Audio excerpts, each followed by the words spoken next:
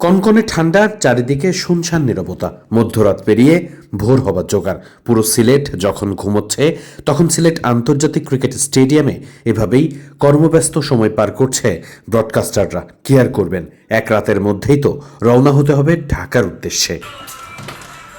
৩৫ থেকে ৪০টার মতো ক্যামেরার যন্ত্রাংশ, কেবল সব মিলিয়ে সংখ্যাটা হাজারখানেক।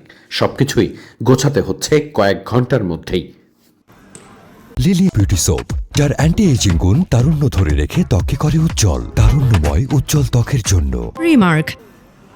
এবারের বিপিএলে যে কয়টি বিষয় খুব বেশি প্রশংসিত হয়েছে তার মধ্যে ব্রডকাস্টিং অন্যতম। সম্প্রচারের মান নিয়ে খুশি দর্শকরা। পাকিস্তান ভিত্তিক টিপিটির সঙ্গে বাংলাদেশি ইমাগো একসঙ্গে কাজ করছে। এর আগে যে প্রতিষ্ঠানটি কাজ করেছিল রিয়েল ইম্প্যাক্ট, তারা অনেক লম্বা সময় ধরেই কাজ করেছিল বাংলাদেশে, যে কারণেই প্রত্যেকটি স্টেডিয়ামে আলাদা করে ক্যাবল বসানোতে খুব একটা সমস্যা পোহাতে হয়নি তাদের। তাই নতুন করে এক স্টেডিয়াম থেকে অন্য স্টেডিয়ামে ক্যামেরা স্থানান্তর বা অন্যান্য যন্ত্রাংশ সরিয়ে নিতে খুব একটা বেগ পোহাতে হয়নি। তবে নতুন এই প্রতিষ্ঠানটির ক্ষেত্রে ব্যাপারটি কিছুটা ভিন্ন। নতুন করে প্রত্যেকটি স্টেডিয়ামেই যন্ত্রাংশ সরবরাহ করতে হচ্ছে আলাদা করে। একই সাথে এবারের বিপিএলে ক্যামেরার পরিমাণ অনেক বৃদ্ধি পাওয়াতে যন্ত্রাংশের পরিমাণও বৃদ্ধি পেয়েছে।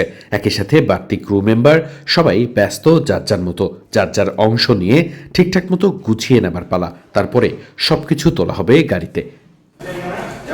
বাংলাদেশের ইমাগো, পাকিস্তানের টিপিটি আর ইংল্যান্ড থেকে এসেছে ডিআরএস সিস্টেম।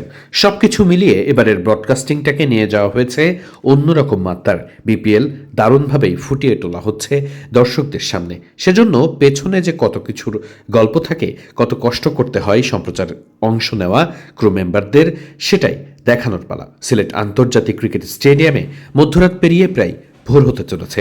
সবাই তখন ঢাকায় যাবার জন্য প্রস্তুত হচ্ছে। খুব স্বাভাবিকভাবেই ঢাকায় ফিরতে হবে দ্রুতই।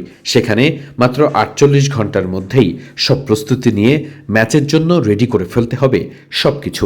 সিলেটের তুলনায় ঢাকায় যদিও কিছুটা চ্যালেঞ্জ বেশি। সিলেটের আবহাওয়া, পরিবেশ সবকিছুই অনুকূলে, সে তুলনায় ঢাকার আবহাওয়া কিছুটা বেশি মেঘাচ্ছন্ন এবং ফগি হবার কারণে সেখানে ব্রডকাস্টিংটাকে বেশি আকর্ষণীয় করে তুলতে আরও বেশি কষ্ট করতে হতে পারে সম্প্রচারকারীদের। সম্প্রচারের সঙ্গে জড়িত যারা আছেন তাদের সঙ্গে কথা বলে জানা গেছে এবারের ঢাকা পর্বে তাদের আলাদা পরিকল্পনা রয়েছে সম্প্রচারটাকে বেশি প্রাণান্তকর করার জন্য। সেটা নিয়ে আলাদা প্রতিবেদন থাকবে মিডফিল্ডে।